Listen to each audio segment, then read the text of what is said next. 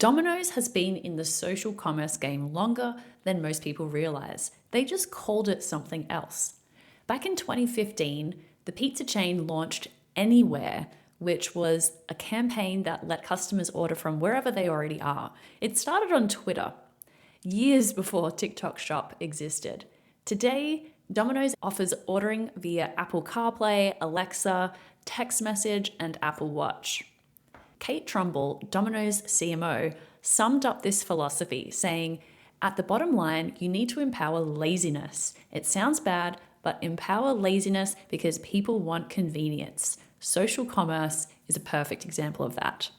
Social commerce. Buying products directly within social media apps is laziness as a business strategy. Meet customers where they're scrolling, remove friction, make buying as effortless as double tapping a video. I've been hearing more and more discussions about social commerce lately, and I decided to finally wade in. So this is my lazy girl's guide to social commerce, the 80-20 breakdown, just enough to understand what matters. Let's jump in. What is social commerce? Social commerce is buying and selling goods directly within social media platforms. It's when shoppers make in-app purchases where they already spend time. And what it isn't, it's not things like influencer marketing posts that send you off platform or social ads redirecting you to a retailer website. Essentially, if you leave the social media app to complete the purchase, it's not social commerce. So what is left? Things like Instagram checkout and TikTok shop is sort of the biggest one that we're talking about right now. The numbers tell an early stage story. According to a shopper panel conducted by Acosta Group in December 2024, 24% of social media users made in-app purchases in the past 3 months. But the growth curve is pretty steep. US social commerce revenue is projected to hit $141 billion by 2028, up from just over half of that, $75 billion in 2023. That is an 18.11% compound annual growth rate. So a few sort of highlights, and I'll link up to this really great panel research from Acosta in the show notes, but some highlights from this research from my side. And I'm going to also share a few examples of retailers and brands using these strategies to sort of help bring it to life for you. So first highlight is TikTok Shop really leads the pack here. Among TikTok users, 48% have made direct purchases on the platform. That's pretty crazy. Almost half of users have made purchases there. And that is a lot higher than Instagram at 38% and Facebook at 34%. As you might assume as well, the demographic skew is pretty striking. Gen Z TikTok users, 73% have purchased in-app compared to just 17% of boomers. But what is TikTok doing really well here? Well, they've got a seamless purchase path, robust shopping tools, and a really strong creator affiliate program that turns influencers into a distributed sales force. So a quick example here I found from Tarte Cosmetics.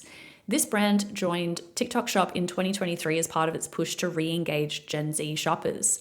CEO Maureen Kelly reported that over 90% of TikTok Shop customers were new to brand. And even better, TikTok Shop drove more than 50% growth in Tarte's direct-to-consumer channel.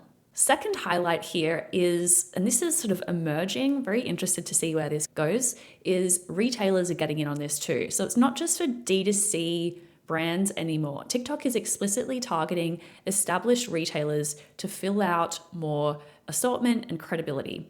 Case in point, Carrefour, the major French supermarket chain, now operates as a merchant on TikTok Shop. This is super interesting. This is a very different challenge compared to fashion or beauty brands. We're talking about mass merchandise, groceries, CPG products, lower margins, higher volume, and complex logistics. But the strategic bet makes sense for both parties. TikTok wants breadth. Carrefour gets access to younger shoppers and a discovery layer that it would have found difficult to build alone. Instead of constructing a separate storefront, Carrefour integrates into TikTok's marketplace while leveraging its existing supply chain. Now, this is a very new partnership, so we haven't seen any public results come from this, but to me, it's pretty significant. If this works, We could see a lot of other grocers and mass merchants following along. But here's the thing, and we're going to get into some of the challenges in a second. Unlike building your own channel, one of the things that retailers will need to be careful of is building on someone else's platform with considerably less control over the customer relationship.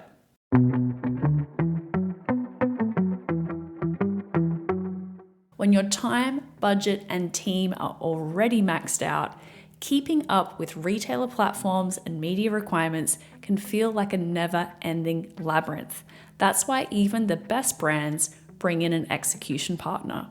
Acosta Group makes retail media execution simpler.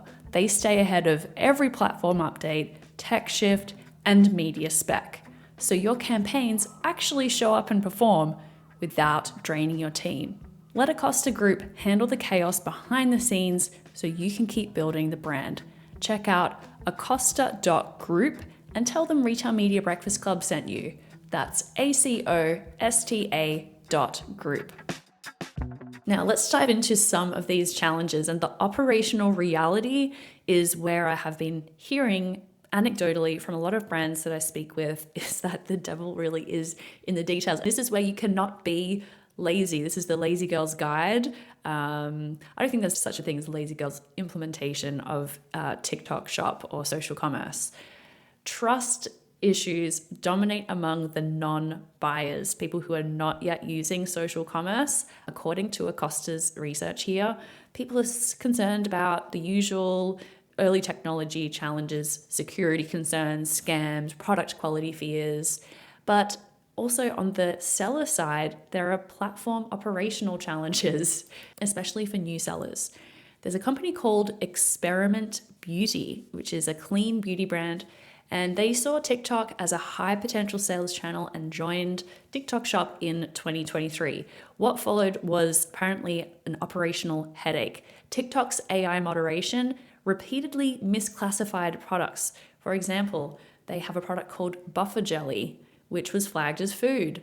They had a product called software, spelled SOFTWER, which is a sunscreen, and that was flagged as pajamas. Listings were taken down for days, jeopardizing revenue. The brand dedicated staff time to appealing automated takedowns and relied heavily on TikTok account managers to troubleshoot barriers.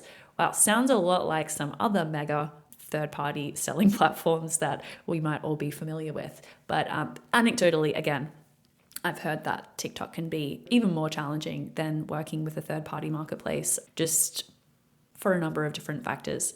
And this is where we might also want to have a look back at history as well, at past platform experiments that offer cautionary tales.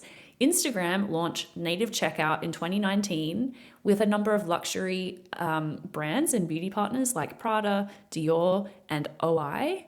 And brands quickly saw trade-offs around customer data and relationships. They didn't have access to emails. They didn't get to see what purchases were being made.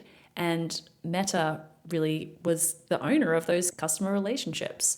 So a lot of those brands walked away and started linking back out to their own D2C sites rather than continuing with Instagram's native checkout.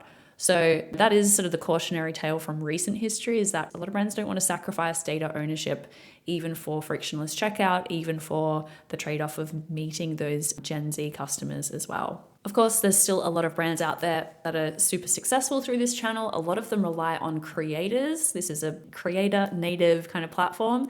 One example is Wavy Talk, a mid-tier hair tool brand that partnered with a creator and saw explosive success. I won't recap the full anecdote here. I've put more info on my blog post for today. But the formula here is really around this authentic creator who has an established audience, and then this frictionless checkout, which can produce really incredible results. That said, there are some categories that make a lot more sense for social commerce than others. From Acosta's data set, apparel and accessories were some of the most frequently mentioned purchases. Skincare and beauty, and home goods, and things that seem to struggle or show up less as from a consumer preference standpoint is groceries, commodities, and anything where trust and safety are paramount. So maybe electronics, baby care, things like that, supplements perhaps. So what this means for brands, look, if you want to be targeting Gen Zs or millennial audiences, this is a pretty interesting avenue. I think the thing to budget for here is the operational complexity. It's not easy money.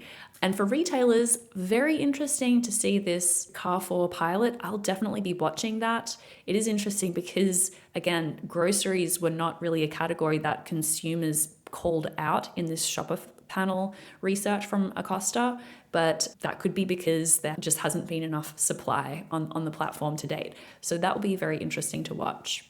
All right, wrapping up here, you can take the 80-20 approach to understanding social commerce, and that's what this quick little episode is for, but you absolutely cannot be lazy about execution. These platforms are finicky, operations are complex, consumer trust is hard won. Ultimately, social commerce removes the friction between discovery and purchase for shoppers, but for brands and retailers, it could add a lot of friction on the back end. There's moderation, hassles, data limitations, platform fees, and the constant risk that the platform changes the rules. I think if you're willing to experiment and can tolerate platform growing pains, there's potentially real opportunity here, but it isn't a replacement for owned and established channels.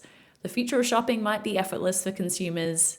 For brands and retailers, probably not so much.